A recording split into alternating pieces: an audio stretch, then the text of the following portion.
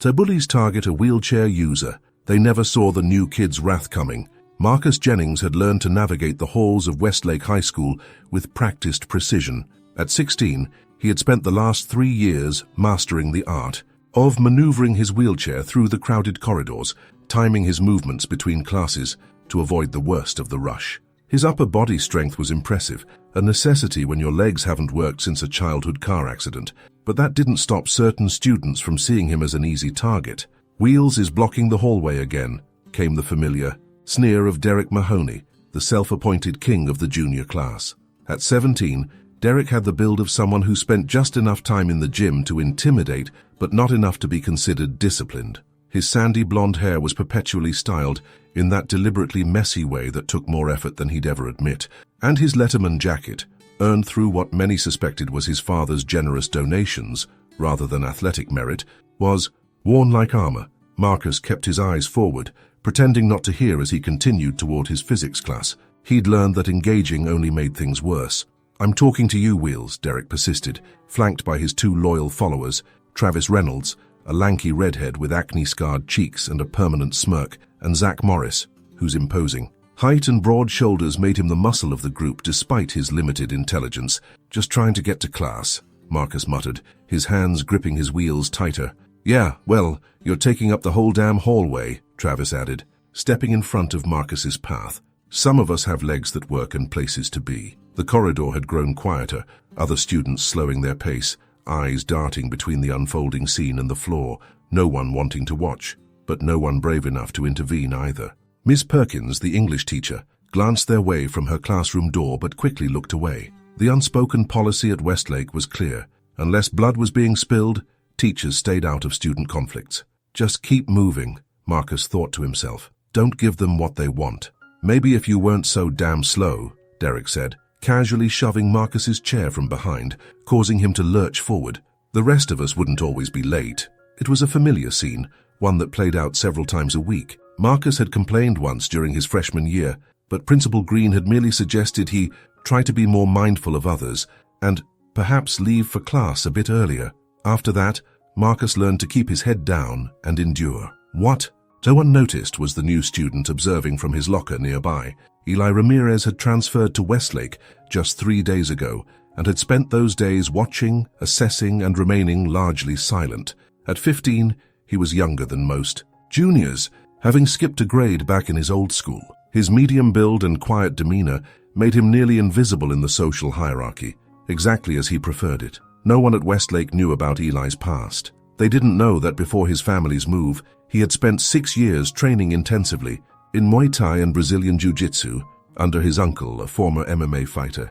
They didn't know about the underground youth tournaments he dominated in 3 states. They didn't know that his unassuming presence was the result of his father's stern warning when they moved. New school, new start, no fighting unless absolutely necessary. So Eli watched, his dark eyes taking in every detail as Marcus navigated away from his tormentors and continued down the hall. He made a mental note of the bullies' faces, then quietly closed his locker and headed to class. In the cafeteria that afternoon, Marcus sat alone at the end of a table, as was his custom. He had learned to arrive early, position himself in a spot where he wouldn't be in anyone's way, and make himself as inconspicuous as possible. "Mind if I sit here?" a voice asked. Marcus looked up to see the new kid standing there with a tray. He'd noticed him in a couple of classes, but hadn't spoken to him yet. "Sure," Marcus said, surprised. No one voluntarily sat with him. "I'm Eli," the boy said, sliding into the seat across from him. "Marcus." He nodded, studying Eli with curiosity. "You're new, right?" "Yeah, 3rd day." Eli took a bite of the cafeteria's questionable pizza. "Not exactly making friends yet. You might want to reconsider sitting here then," Marcus said matter-of-factly. "I'm not exactly on the fast track to popularity." Eli shrugged. "I don't care much about that stuff." Their conversation was interrupted by a tray slamming down next to them. "Well, if it isn't Wheels and the new kid," Derek announced, Travis and Zach settling in around him. "Getting cozy?" Marcus stared down at his food. "Just get through lunch. Don't engage." "We're just eating," Eli said calmly, his eyes meeting Derek's with a steadiness that momentarily seemed to throw the bully off balance. Derek recovered quickly. "Didn't realize we had a spokesperson for the reject table." He turned his attention back to Marcus. "So, Wheels, my chemistry homework is due next period. You're good at that nerd stuff, right? I don't take chemistry, Marcus replied quietly. That wasn't the question, Travis interjected. Derek needs homework done. You got hands that work, unlike your legs. Eli set down his fork. He said he doesn't take chemistry. There was something in Eli's tone, not aggressive but firm, that made Derek look at him with more attention. You trying to be some kind of hero, new kid? Because let me tell you how things work around here. I know exactly how things work. Eli interrupted, his voice still calm. 3 insecure guys picking on someone they think can't fight back. Pretty standard. The cafeteria had grown quieter, nearby students sensing the tension and turning to watch. Derek's face flushed red. What did you just say to me? You heard me? Eli replied, returning to his lunch as if the conversation was over. For a moment it seemed like Derek might escalate, but the presence of teachers at the periphery of the cafeteria held him back. You better watch yourself, he finally said, standing up. Both of you. As the 3 bullies walked away, Marcus stared at Eli with a mixture of awe and concern. You shouldn't have done that. They're going to make your life miserable now. Eli just shrugged. Some things are worth standing up for. Over the next 2 weeks, a cautious friendship formed between Marcus and Eli. They discovered shared interests in science fiction and computer programming, and Eli never once made Marcus feel like his wheelchair was an inconvenience or defined him. Meanwhile, Derek and his cronies escalated their harassment of both boys.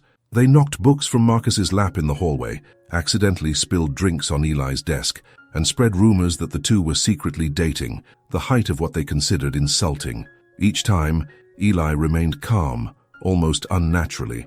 So, Marcus had asked him once, how do you stay so cool when they're being such jerks? Eli had given a small smile. My uncle taught me that true strength isn't about reacting to every provocation. It's about choosing when to act.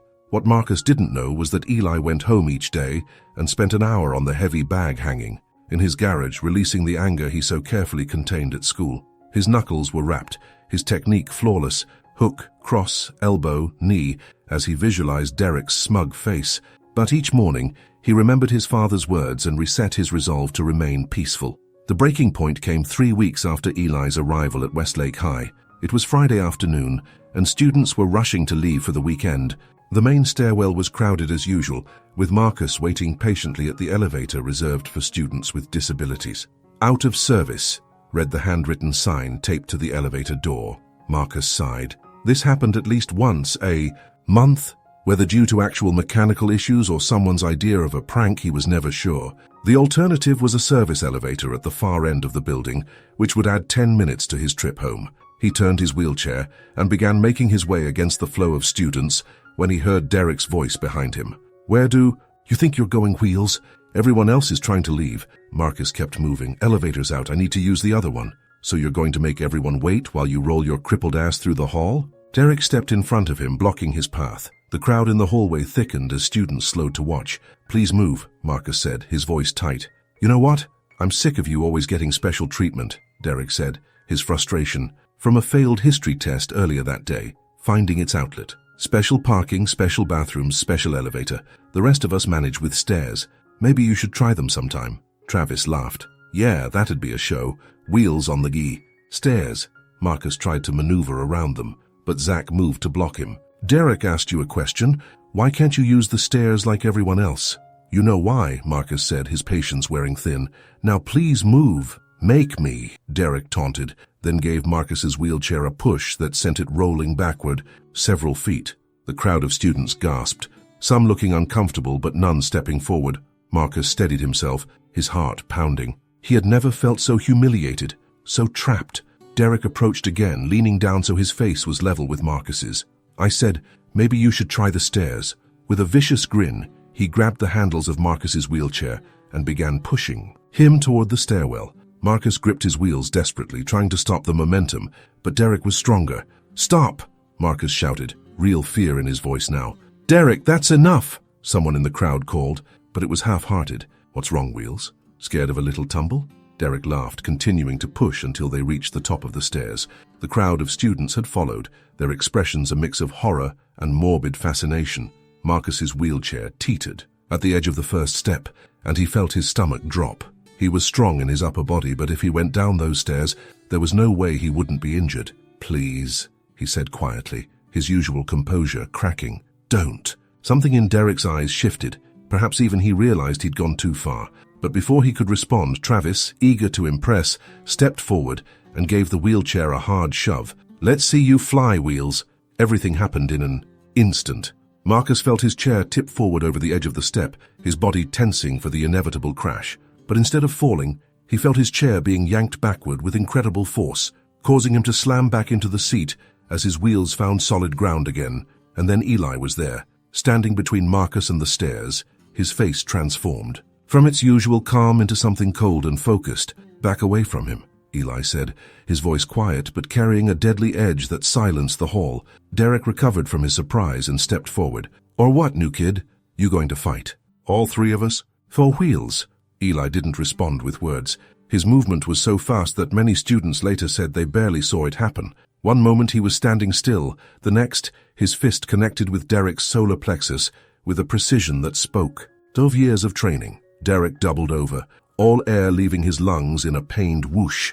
Travis lunged forward with a wild swing that Eli ducked with ease before delivering a palm strike to Travis's nose. The sound of cartilage breaking echoed in the suddenly silent hallway, followed by Travis's howl of pain as blood streamed down his face. Zach, seeing his friends fall, charged like a bull. Eli sidestepped, grabbed Zach's extended arm, and used the larger boy's momentum to send him crashing into the wall with a controlled throw that demonstrated perfect technique. In less than 15 seconds, all three bullies were on the ground. Groaning, Eli turned to the stunned crowd. "Someone find a teacher, now!" His voice was commanding, and several students immediately rushed off. He knelt beside Marcus's wheelchair. "Are you okay?" Marcus nodded, still in shock. Where did you learn to—" Eli stood up, facing Derek, who was struggling to his feet. "If you ever touch him again, if you even look at him wrong, what happened today will seem like a pleasant memory, understand?" Derek, his face pale with pain and humiliation, managed a weak nod. By Monday, the story had spread throughout Westlake High, with the speed only high school gossip can achieve. The details grew more elaborate with each retelling. Eli had put all three boys in the hospital. He was secretly a black belt in 7 different martial arts. He was in the witness protection program after testifying against the mob. The reality was less sensational, but no less impactful. All 3 bullies had received 2 weeks of suspension, while Eli got 3 days for fighting, despite numerous students testifying that he had acted to protect Marcus.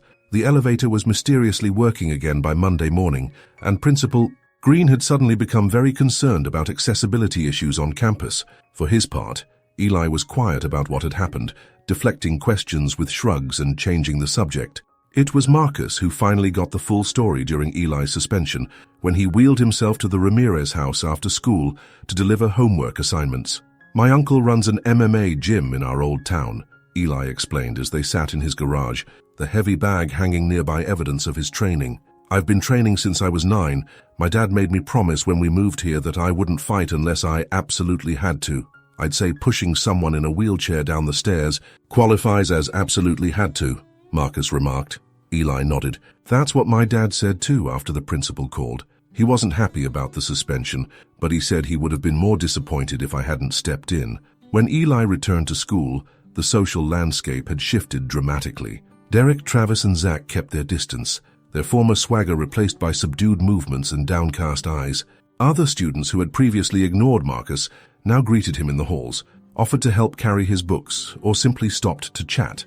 As for Eli, he found himself with an unasked-for reputation as someone not to be messed with. He handled it with the same quiet composure he showed in all things, neither encouraging the attention nor shying away from it. A month after the incident, Derek approached Marcus alone in the library. His usual entourage was nowhere to be seen, and something in his demeanor had changed. "Can I talk to you for a minute?" he asked, his voice lacking its usual arrogance. Marcus tensed, but nodded. "What do you want?" Derek sat down across from him, looking uncomfortable. "I wanted to say, I'm sorry for everything, but especially for the stairs. That was—" he struggled to find the words, "way over the line." Marcus studied him, searching for any sign of insincerity. Why the sudden change of heart? Derek looked down at his hands. "My mum lost it when she found out what I did. She made me spend my suspension volunteering at a rehabilitation center for spinal cord injuries." He paused. "I had no idea what people in wheelchairs deal with. The things I said to you, I was an ignorant jerk." Marcus wasn't sure what to say. The apology seemed genuine, but it didn't erase 3 years of torment. "I don't expect you to forgive me," Derek continued. I just wanted you to know that I get it now. What I did was wrong, and it won't happen again to you or anyone else." As Derek stood to leave, Marcus called after him. "Derek," the other boy turned back. "Thanks for apologizing. It matters." Derek nodded once, then walked away. Later that day, as Eli and Marcus ate lunch together, now at a table that had gradually filled with other students who had drifted into their orbit, Marcus recounted the conversation. "Do you think he means it?" Eli asked. Marcus considered the question. "I think so. People can change when they're forced to see things differently." Eli nodded thoughtfully. "My uncle always says that fighting should change minds, not just bodies. Otherwise it's just violence." As the semester progressed, Westlake High slowly transformed. The change wasn't dramatic or immediate, but it was real. Marcus found himself included in study groups and invited to parties.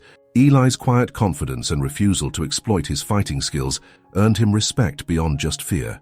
Even Derek, Travis, and Zach began a gradual redemption arc, not becoming friends with Marcus and Eli, but no longer tormenting others to bolster their own status.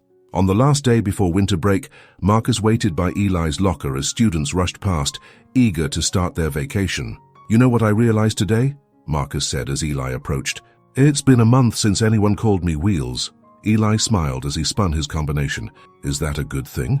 "Definitely," Marcus replied. "It's like people finally see me, instead of just the chair." "They always should have," Eli said simply, gathering his books. As they moved down the hallway together, one rolling, one walking, students called out goodbyes and holiday wishes to both of them. At the front entrance, they paused. "My mom wants you to come over for dinner tonight," Marcus said. "To thank you properly," she says. Eli nodded. "I'd like that." Looking out at the school grounds, Marcus felt a sense of peace he hadn't experienced in the 3 years since his accident. "You know, when you first stood up to Derek, I was worried you were just another kind of bully, someone who solved problems with fists." Eli raised an eyebrow. "And now? Now I understand what you meant." "About choosing when to act," Marcus replied. "Sometimes standing up for yourself or for someone else means fighting back, but it's why you fight that matters." Eli smiled, a genuine expression that reached his dark eyes. "Exactly. And for what it's worth, you were fighting back long before I showed up. It takes more courage to face them every day the way you did than to throw a few punches." As they exited the building, one last time before the new year would begin, they moved forward together, both changed by the stand they had taken and the friendship they had found. Some fights were worth having, after all,